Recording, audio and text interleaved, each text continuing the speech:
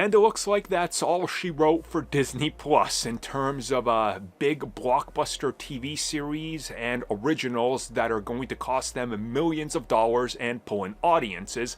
As well, Disney has thrown in the towel and they're done. Don't expect to see Disney Plus go the way it's been going the last 5 years because they didn't make any money.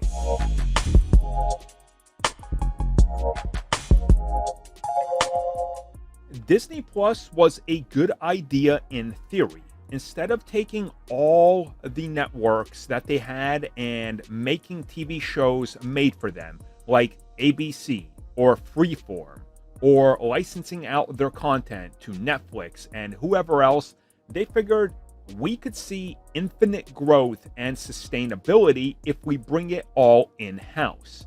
And what they did with this was honestly quite smart. They looked at Netflix, but Netflix we're going to have to touch upon in another section for the sake of the flow of this video.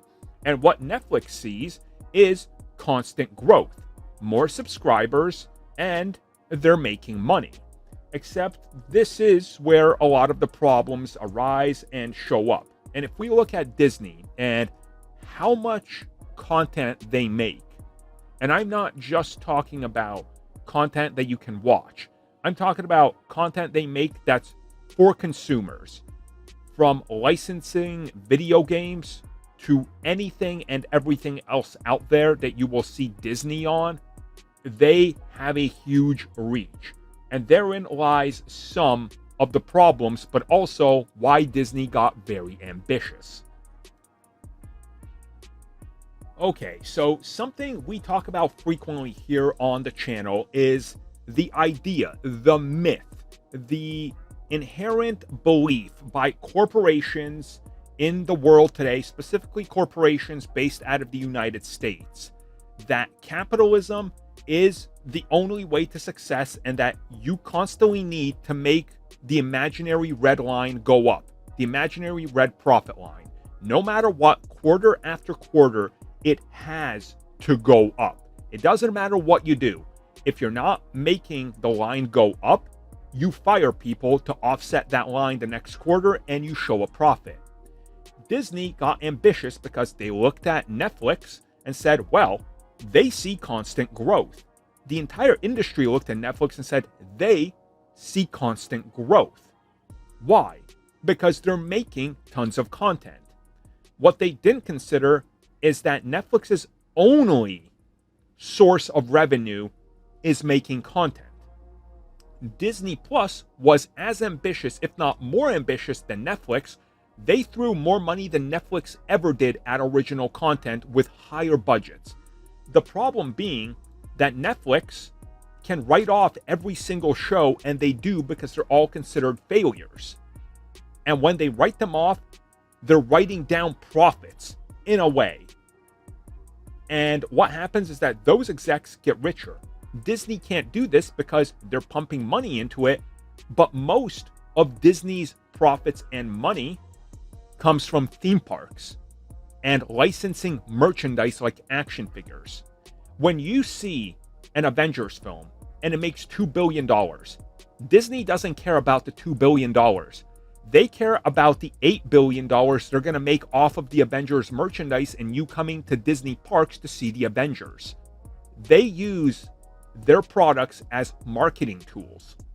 And what they forgot was Disney Plus can be a great source to have all your shows on and all your content, but there's one problem.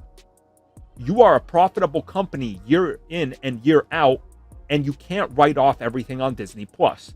So when they hit 120 million subscribers, that's great, but they're not offsetting the huge costs that they had to take on to produce these shows. Therein lies the problem. So now we're going to get into Disney Plus's failure. And that was too much, too soon, too big budget, too much focus on Disney. And what happened was, as we saw when Disney Plus was announced, CEO Bob Chapek said, everything Disney, infinite money budgets, we're going to make it all back. He cut costs in the parks, the thing that makes them money, as I just told you, and merchandising deals, the things that make them money, as I just told you, and said, focus on this one thing. Marvel Studios was spread too thin along with Disney's other outlets like Lucasfilm, and quality started to drop because they were constantly around the clock making high-budget shows, and the creatives were spread too thin. Which leads us to the next part of this video, which is the death of Disney Plus that's been confirmed by ANDOR showrunner Tony Gilroy. So this comes at us from an interview that was done at the ATX Television Festival, and ANDOR showrunner Tony Gilroy talked about Cassian's journey on ANDOR, and they of course highlighted how originally the idea was for 5 seasons, 1 season per year leading up to Rogue One. And he reveals that Disney gave them $650 million for 2 seasons. Now, just to compare this to something that you might understand how huge this budget is, this is more than all 8 seasons of Game of Thrones combined. I need you to understand how much they spent on this series.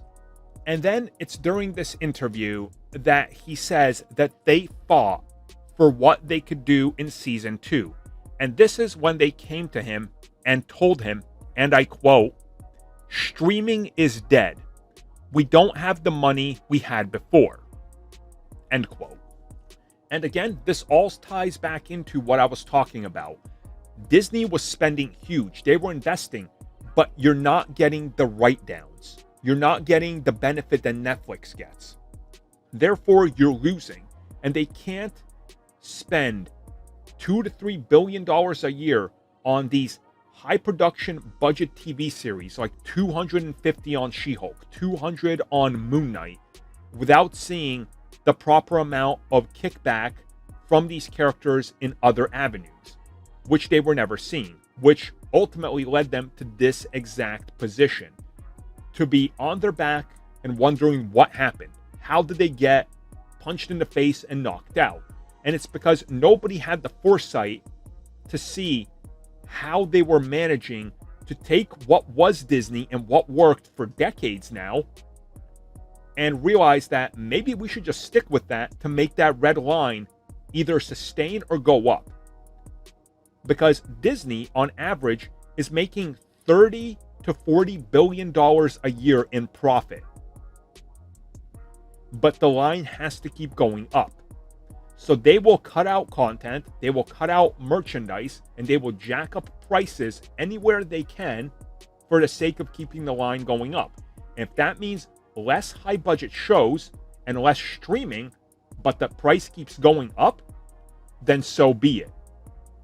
And that's ultimately why streaming and Disney Plus is dead.